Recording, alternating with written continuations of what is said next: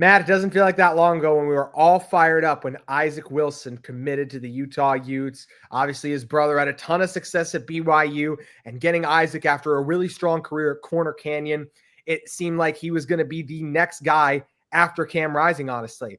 But unfortunately, he had to be the next man up for Cam Rising when Cam suffered his injury. He was thrust into action early and was clearly not ready. You look at that season that he played last year at Utah, completed just 56% of his passes, only averaged 6 yards per throw, sacked 19 times, 10 touchdowns to 11 interceptions.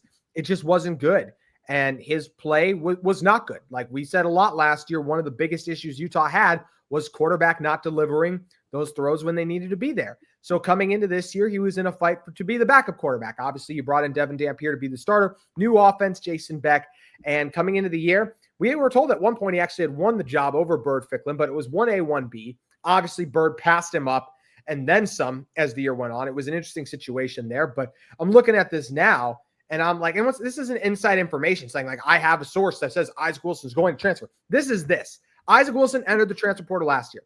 Isaac Wilson is a college football player. He probably wants to play football. I don't see how in the world he wants to stay at Utah when Devin Dampier probably coming back and going to be the starter. Byrd Ficklin probably coming back to be the backup and still play some next year. I think Isaac Wilson's absolutely going to transfer out, and I think his time of Utah is up once the portal window opens up. How do you view the situation, Matt? It's a hard one, actually. I get what you're saying, but I also look at it and I think, well, I think Wilson must have seen the writing on the wall at the beginning of this season, and that's why he initially entered the transfer portal, but then withdrew. And I have to wonder what caused him to withdraw. And if it's kind of something similar, if he still thinks he can develop and become better. I mean, you look at guys ahead of him, Dampier, Ficklin, they won't be around long. Those are NFL type guys. They are extremely talented. And, Isaac Wilson has only gotten into one game this year against Colorado. And it was so interesting because both quarterbacks ahead of him, Ficklin looked fantastic when he came in. Dampier looked great. And then Wilson came in and everything just stopped, just like last year. It's just that hesitation that you could see. He had a few runs.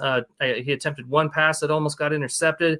And it was just the hesitation, just not going like the other two had figured out. And so I do wonder if that's an indication right there that his development still needs to just keep going. But it might be one of those things where, yeah, it would be better for him. Utah State's probably going to have an opening with Bryson Barnes being gone. There could be maybe an opportunity for him to develop in a way that he can get on the field sooner. But it just kind of depends on what Ficklin and Dampier end up doing.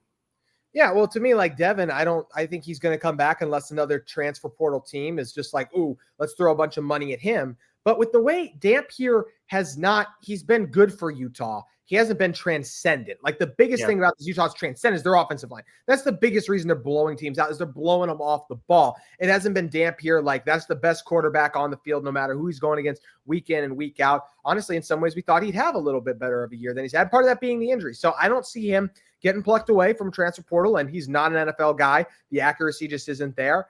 And I think Byrd, this is the best system for him. Like some guys, it's like, ooh, they're not in the right system. If they were to go here, then they can elevate their skills. I think Byrd Ficklin is absolutely in the best system and skill set for his needs. So I expect him to stay. So once again, if I'm Isaac, like you look, Dampier will be the starter next year.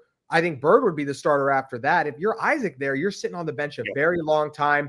And then he's had this year to learn now, develop, hopefully grow his game and his talents a little bit. And hopefully can go have an opportunity at the G5 to play. Because like we said, Matt, I don't see an opportunity to play at Utah for at least 2 more full seasons. So literally it would be 3 years till he's the guy, barring some transfer shakeup. And if you're Isaac, I think you're going to want to play sooner than later, right?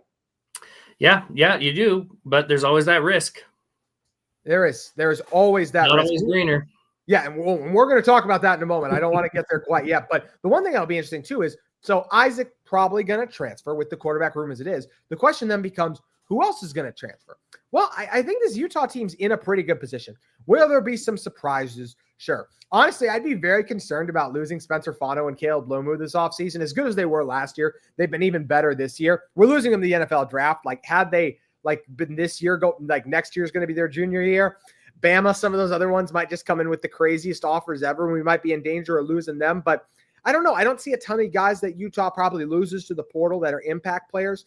I think one that will be interesting is the wide receiver position. Obviously just hasn't panned out like we hoped it would. So Larry Simmons, Tobias Merriweather. And I'm not saying anything like, oh, these guys look unhappy. I'm just simply saying this hasn't gone to plan. And when things haven't gone to plan, sometimes with the transfer portal or when guys commit to your school, they sometimes hit the portal. So the one position group I do look at like, ooh, what would be a loss if they left? Potentially is receiver. If they want more opportunities in a more pass-heavy offense, I could potentially see some of the receivers looking to go somewhere else, but it'll be interesting to see. But overall, I do believe, Matt, that this Utah team is going to keep most of their impactful players as they've done for the most part since the portal's been a thing. Yeah, and I think that there will be enough turnover, just natural turnover, guys graduating, guys going to the NFL, that there shouldn't be too big of a need. And as you see in past years, exactly what you were saying, it typically the guys that transfer are the guys that have already transferred once or twice before, and it still just didn't go the way they wanted to. We've got a couple of corners that came in, a couple guys in the secondary that haven't been able to get the playing time.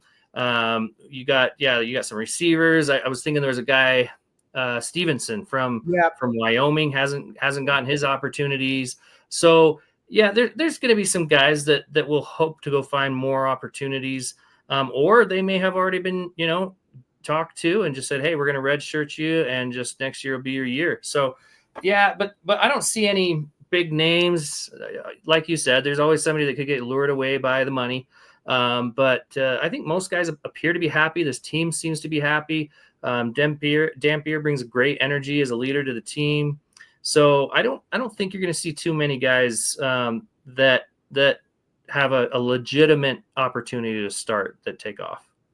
I agree. One thing that'll be very interesting too is there's this whole looming NCAA fifth-year eligibility rule that could potentially pass. So some of these guys, we were hoping it would pass last year for Dorian Singer. Was a guy, obviously would have been awesome if he could have come back. But how many of these guys, and I don't know how that all works. Like Ryan Davis is a redshirt senior. So does he have another year if that does pass? I don't entirely know that. But there are some of these guys I wonder, like if they would, like Jaron Comp's not going to have another year. He's been in this team for a very long time. I think he was actually like my high school class. And I've been hosting this show for almost 4 years now. So that shows you how long he's been there. So not everyone's going to be able to come back, but some of these guys might. And I do think a couple of them will. So that'll be interesting to monitor as well. Today's episode of Locked On Utes is brought to you by FanDuel Sportsbook. The NBA is back, and there's no better place to get in on the action than FanDuel, the official sports betting partner of the NBA. Even if you miss the start of the game or want to ride the hot hand, FanDuel has live bets on everything from who will score next to fourth quarter comebacks. Plus, you can even combine your live bets into a same-game parlay for a shot at a bigger payout. It keeps every game exciting, especially when your team's making that late push. Right now, FanDuel is giving new customers $300 in bonus bets when your first $5 bet wins. Utah Utes got their final regular season matchup this weekend, and they're big favorites here, 12.5 going against Kansas State. I like the Utes in this one. I think Utah bounces back from a poor performance defensively against Kansas State, but also over under 59.5. Both these teams offensively, if we look at how Utah's defense and especially Kansas' defense has played lately, could be in for the over there too. So however you're feeling, make sure you head over to FanDuel Sportsbook today. You can sign up at FanDuel.com and play your game with FanDuel, the official sports betting partner of the NBA. That's going to do it for today's Locked On Utes. We'll be back with you tomorrow reacting to where Utah's at in the CFP rankings. Drop your guys' predictions below, and we look forward to seeing you again on tomorrow's Locked On Utes.